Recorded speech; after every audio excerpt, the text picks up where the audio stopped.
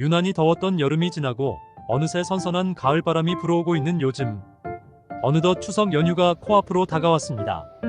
오랜만에 만난 가족들과 즐거운 시간을 보내는 명절. 하지만 즐거움도 잠시. 추석 명절이면 전기와 가스로 인한 화재, 식중독, 벌초사고, 교통사고 등 안전사고들이 끊이지 않고 발생하곤 합니다. 더욱 행복한 명절 연휴를 위해 사고를 예방할 수 있는 안전수칙을 확인하고 대비해야겠습니다. 첫 번째, 화재 위험에 철저히 대비해야 합니다. 장기간 집을 비우게 되면 전기 및 가스에 의한 화재 우려가 있습니다. 이를 위한 예방 대책으로는 집을 나서기 전 반드시 소등하고 쓰지 않는 콘센트는 뽑아야 합니다. 문어발식 콘센트 사용을 자제하고 안전덮개 사용을 권장합니다.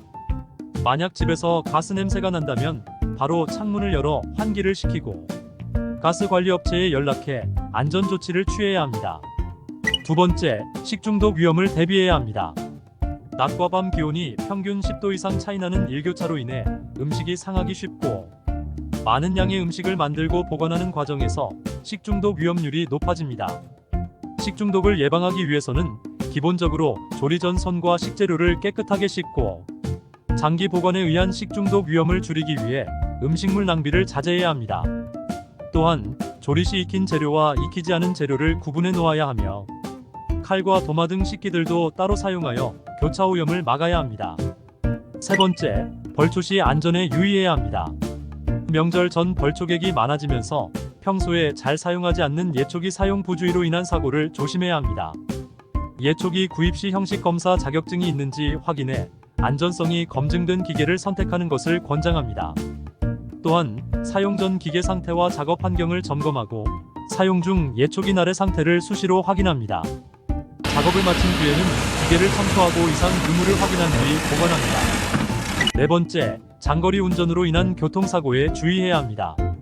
차례 후 음복과 오랜만에 만난 가족들과의 식사로 인한 음주운전과 고속도로 위 장거리 운전으로 인한 교통사고는 명절 안전사고의 대표적인 유형입니다. 명절 전 차량에 대한 안전점검이 필요합니다. 또한 운전 시 충분한 안전거리를 유지해야 하며 반드시 기본주행 차로로 주행해야 합니다. 전 좌석 안전띠 착용과 운전 중 휴대폰 사용 금지를 지키고 졸음운전과 음주운전을 절대로 삼가야 합니다. 다섯 번째, 다중이용시설 안전규정을 준수해야 합니다.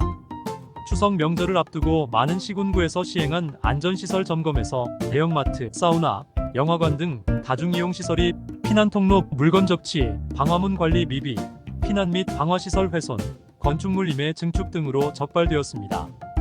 다중이용시설 방문 시 대피로를 확인하고 혼자 이동하지 않고 일행과 동행합니다. 전기시설이나 화기시설, 울타리 내부 등 접근 금지 구역이나 출입 금지 구역에는 절대 들어가지 않도록 합니다. 다중이용시설 내 화재 및 긴급 상황 발생 시 행동 요령과 안전 수칙을 미리 숙지합니다.